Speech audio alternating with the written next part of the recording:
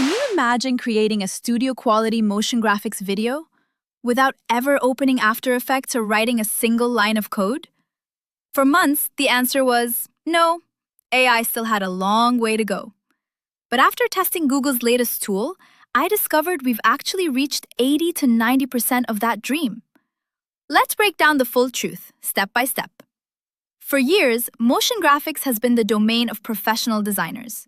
You needed to master tools like After Effects or Remotion, understand keyframes, easing, and precise animation timing.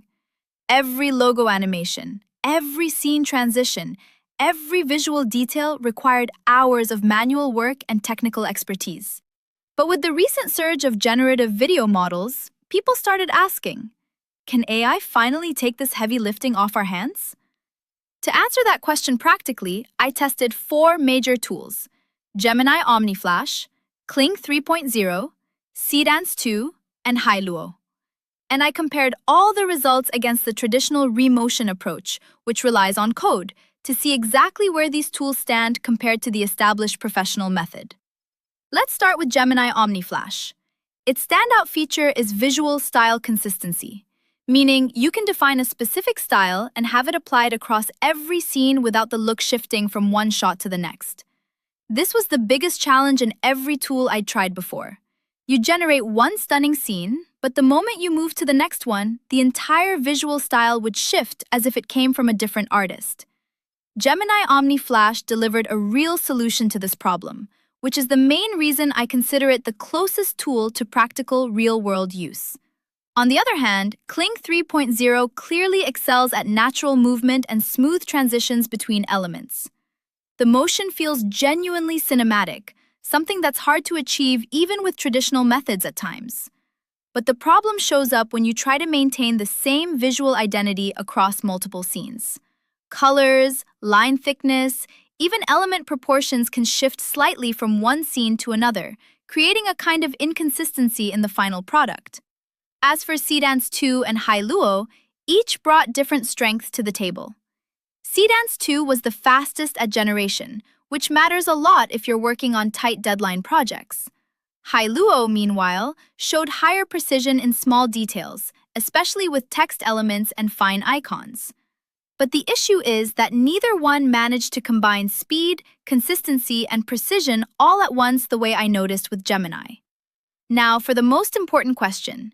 Can any of this actually compete with the traditional Remotion approach, which gives you complete control over every pixel and every movement through code? The honest answer: not entirely, not yet. Remotion gives you a level of precision and control that no AI tool currently matches. You can control timing down to the millisecond, fine-tune every easing curve with mathematical precision, and reuse the same components across multiple projects. That's a level of control AI generation tools simply don't offer yet. But the real difference lies in time and effort. What used to take hours, sometimes entire days of coding and adjustments, now takes just a few minutes of the right prompt guidance. And that's a fundamental difference, especially for independent creators, small channel owners, and companies that don't have the budget for a full motion graphics team. So after all this testing, I landed on the conclusion that we've genuinely reached the 80 to 90% mark toward that goal. That means you can use these tools to produce professional content very quickly, and for most everyday use cases, short ads, video intros, social media content, the results are more than sufficient.